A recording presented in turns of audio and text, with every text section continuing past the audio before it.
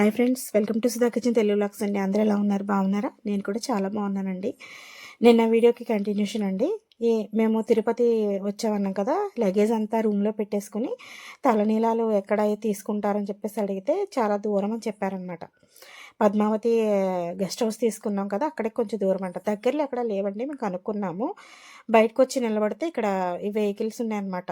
ఏంటి ట్యాక్సీలు అవి 100 రూపీస్ తీసుకున్నారు. అక్కడ డ్రాప్ చేస్తే మేము తలనీలాలు ఇచ్చేసాం అనమాట. వీడియో తీయకూడదని అన్నారండి. స్వామివారికి సొంతమైంది, ఒకసారి నీళ్ళు చల్లుకొని వచ్చి కూర్చుంటే వీడియో కానీ ఫోటో కానీ తీయకూడదు అని అన్నారని ఇంకా ఆపేసాం అనమాట.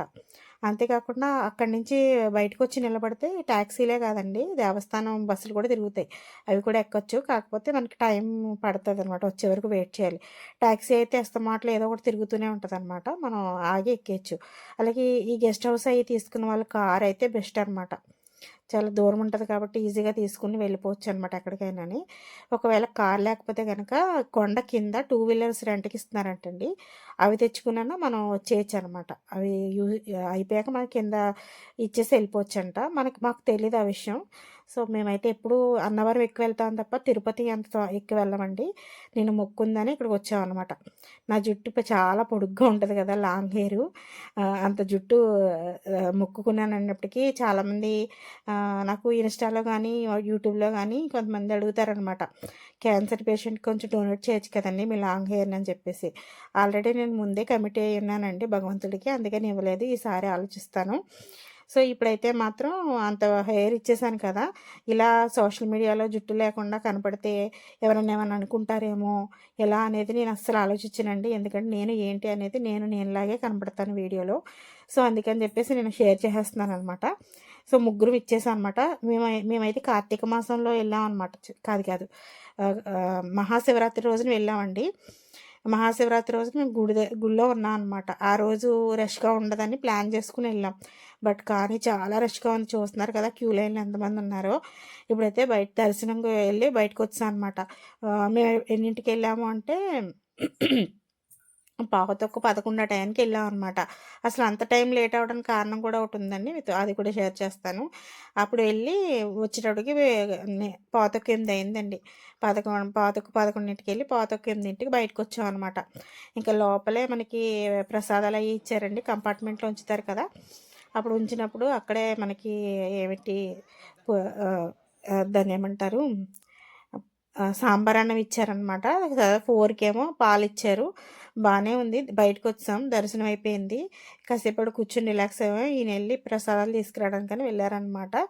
సో మేము రూమ్లోంచి బయటికి రావడానికి ఎంత లేట్ అయిందంటే, మేము సూట్ కేసు తీసుకున్నామండి ఒకటి. అయితే దానికి ఆయన నెంబర్ లాక్ వేశారనమాట.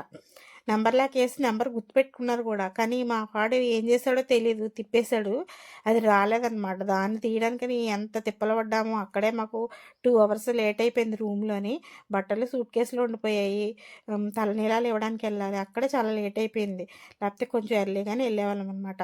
300 రూమ్కి, అదే 300 దర్శనానికి వెళ్ళామన్నమాట మేము. దర్శనం బాగా జరిగిందండి. బయటకు వచ్చేసాము. తర్వాత రూమ్ రెంట్ ఎంత ఏంటి అంటే, రూమ్ రెంట్ ఆన్లైన్లో బుకింగ్స్ ఏమి ఉండవండి. అవి పద్మావతి గెస్ట్ హౌస్ కదా, అవి విఐపికి సంబంధించింది. రికమెండేషన్ బట్టి మేము రూము తీసుకున్నాం అనమాట. ఫర్ డే వచ్చేసి 1600 అయింది. అలాగే 500 రూమ్స్ కూడా ఉంటాయంట, అవి లేవు, అయిపోయినాయి అన్నారు. సో మేమైతే 1600 రూమ్కి ఉన్నాం. రూమ్ కూడా మీతో షేర్ చేసుకుంటాను, చూస్తున్నాను, చాలా బాగుంది.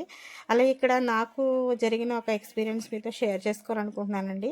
నేను పూర్తిగా గుడికి వెళ్ళినప్పుడు ఎక్కువగా అక్కడ నాకు ఇంతకు ముందు జరిగిన ఎక్స్పీరియన్సు, వెళ్ళినప్పుడు జరిగిన ఎక్స్పీరియన్సు నేను ఎప్పుడూ లైఫ్లో మర్చిపోలేను అనమాట. అలా నాకు ఏమైందంటే, ఒకసారి నాకు కళ వచ్చిందనమాట.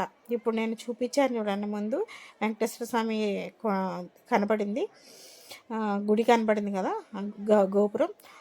ఆ ఏరియా అంతా ఒకసారి నాకు కళలో వచ్చిందనమాట.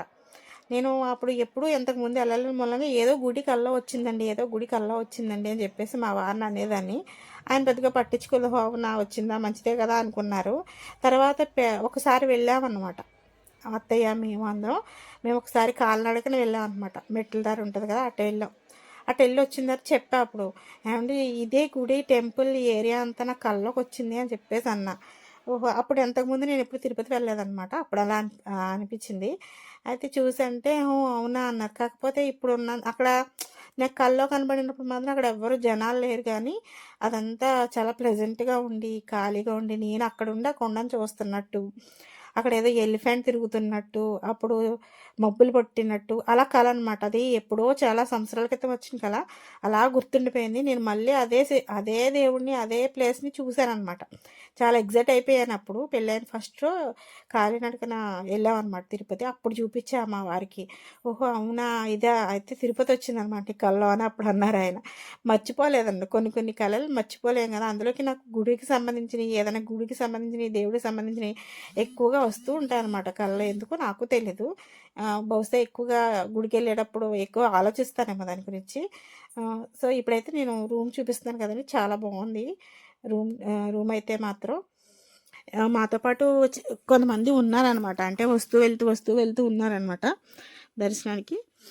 సో, ఇక్కడైతే మార్నింగొచ్చేసి ఆ పై హాల్‌లో ఒక వెంకటేశ్వర స్వామి ఫోటో ఉంది చూసారా? అక్కడ పూజ చేసుకొని గుడికెళ్ళే వాళ్ళు కూడా ఉంటారనమాట. మేమైతే ఇంకో దర్శనం అయిపోయాక రూమ్‌కొచ్చేసామనమాట. వచ్చేసి ఇంక బయట ఎక్కడ భోంచేయలేదండి. ఇంక నీరసం వచ్చేసింది. ఎక్కడ ఆగాలనిపించలేదు. రూమ్‌కొచ్చేసి పులిహోర ఒకటి తెచ్చుకున్నాం కదా! అదుంది. మేము ముగ్గురం కొంచెం అడ్జస్ట్ చేసుకొని అదే తినేసి బాగా తిరిగి తిరిగి ఉన్నామేమో అలసిపోయాము. ఇంక పడుకుండిపోయామనమాట.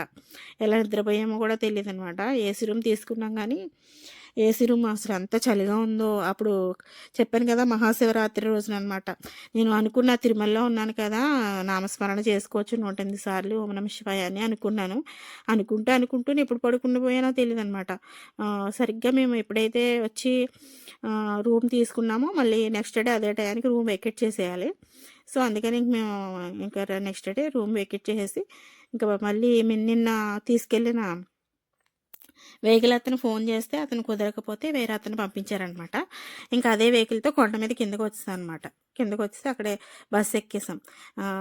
వచ్చేటప్పుడైతే రిజర్వేషన్ చేయించుకున్నాం గానీ, ఎళ్ళేటప్పుడు ఏ రిజర్వేషన్ లేదండి. దొరికిన బస్ ఎక్కేసి ఇంకా తిరుపతి అదే గుంటూరు వచ్చేసామనమాట. సో, ఇదైతే రూమ్ అనమాట. ఇలా ఉంది.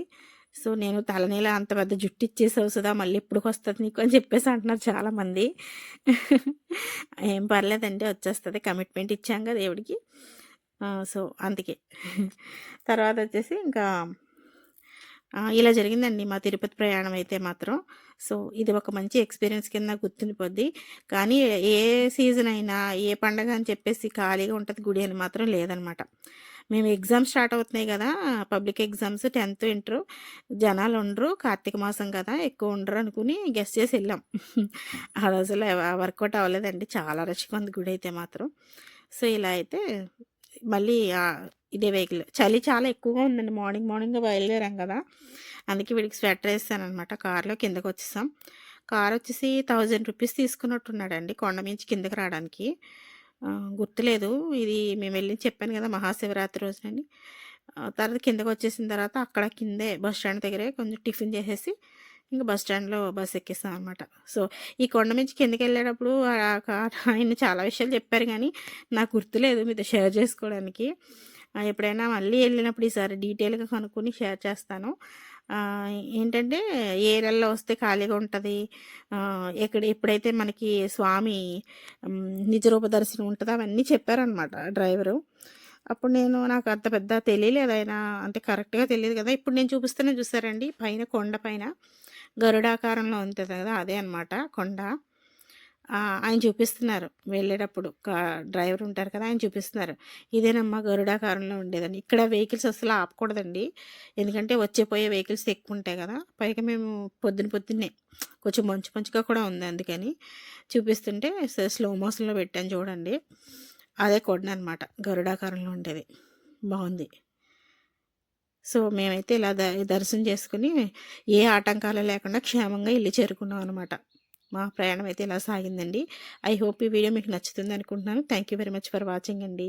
Bye bye. Have a nice day.